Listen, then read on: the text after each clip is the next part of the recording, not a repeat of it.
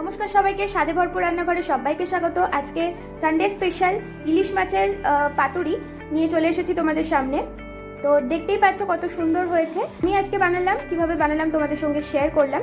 তো তোমরা আমার সাথে থাকো, আর আমার চ্যানেলে নতুন হয়ে থাকলে অবশ্যই আমার চ্যানেলটাকে সাবস্ক্রাইব করে দিও। বানিয়ে কেমন হয়েছে আমাকে কমেন্ট করে জানাও। তো চলো শুরু করা যাক। ইলিশ পাতুরি বানানোর জন্য আমি এখানে পোস্ত নিয়েছি আর কালো সর্ষে নিয়েছি। তোমরা চাইলে সাদা সর্ষেও ইউজ করতে পারো। তো এই দুটোকে আমি এখন জল দিয়ে ভিজিয়ে রাখবো। জল দিয়ে ভিজিয়ে রাখলে খুব সুন্দর একটা স্মুথ পেস্ট তৈরি হয়।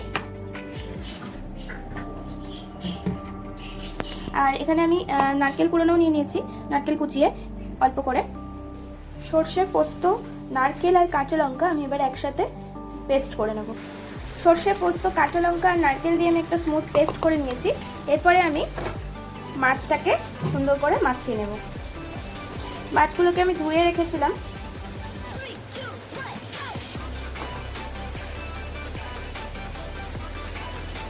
এর মধ্যে আমি এবার পেস্টটাকে দিয়ে দেব।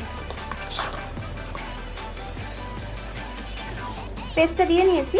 এর মধ্যে আমি এবার একটু দই অ্যাড করব, টক দই একদম অল্প করে।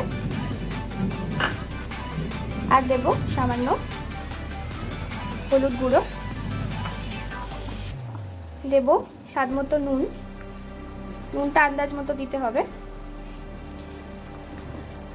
আর দেব সর্ষের তেল।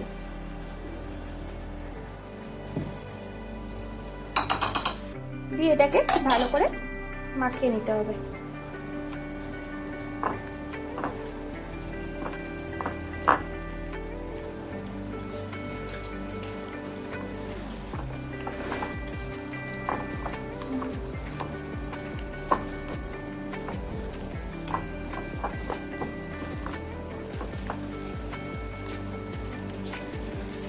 গ্যাসটা আমি জ্বালিয়ে দিয়েছি। পাতাগুলোকে ধুয়ে নিয়ে জল দিয়ে এরপরে একটু গ্যাসের মধ্যে সেঁকে নেব।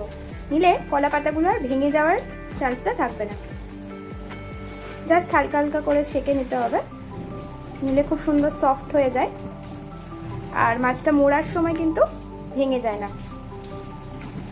মাছটা আমি ম্যারিনেট করে রেখে দিয়েছিলাম 10 মিনিটের মতো। এরপরে আমি কলা পাতাগুলোকে সেঁকে নিয়েছি। এরপর আমি মাছগুলোকে দিয়ে মুড়িয়ে নেব।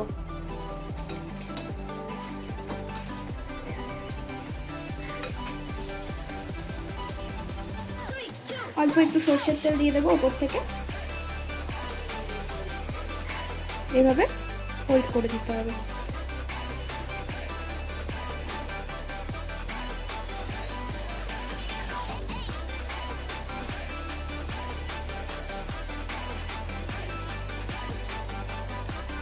আমি কিন্তু দেখো সবগুলোকে মুড়ে নিয়েছি, নিয়ে সুন্দর করে সুতো দিয়ে বেঁধে দিয়েছি। কড়াই বসিয়ে দিয়েছি। কড়াইতে এবার সর্ষের তেল অল্প করে দিয়ে দেবো। দিয়ে এটাকে একটু গরম করে নেব। এর মধ্যে এবার একটা একটা করে পাতুরি আমি বসিয়ে দেব।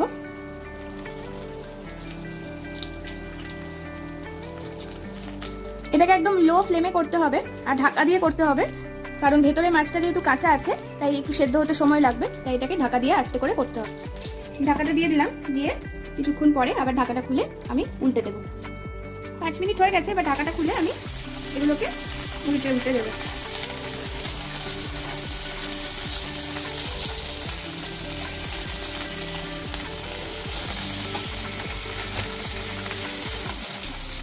আবার ঢাকা দিয়ে আরেকটা পাশ হতে দেবো। 15 মিনিট পরে আমি আবার চলে এসেছি। ঢাকনাটা খুলে দেব।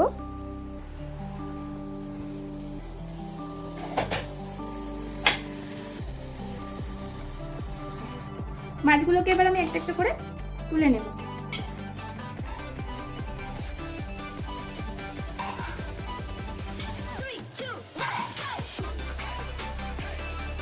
তুলে নিয়েছি। এটা কিন্তু গরম ভাতে খাওয়ার জন্য একদম রেডি। তোমরা দেখতেই পাচ্ছ। তো চলো সার্ভ করে ফেলি এটাকে।